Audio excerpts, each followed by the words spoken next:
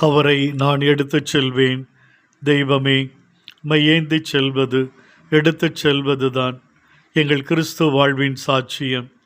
உம்மை எடுத்துச் செல்ல, உம்மோடு எப்பொழுதும் இணைந்து வாழ, ஒரு குழந்தை எப்பொழுது தன் தாயோடு தந்தையோடு இருக்க விரும்புமோ, மடியில் வீழ்ந்து கிடக்க விரும்புமோ, அதே போல மகதலேன் மரியா உம்மோடு இருக்க, உம்மோடு வாழ விரும்புகிறாள். உம்மை விட்டு பிரிவது என்பது அவரால் நினைத்து கூட பார்க்க முடியவில்லை.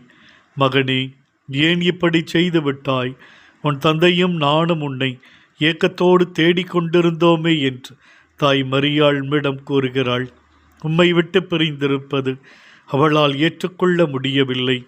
அதே போல மகதலா மரியா உம்மை எடுத்துச் செல்ல விரும்பினாள். எலியா இறைவாக்கினர் கார்மேல் மலையில் பலியிடும் பொழுது உம்மை எடுத்துச் சென்றார். என் ஆண்டவர் உயிருள்ளவர் என்பதை நிரூபித்தார்.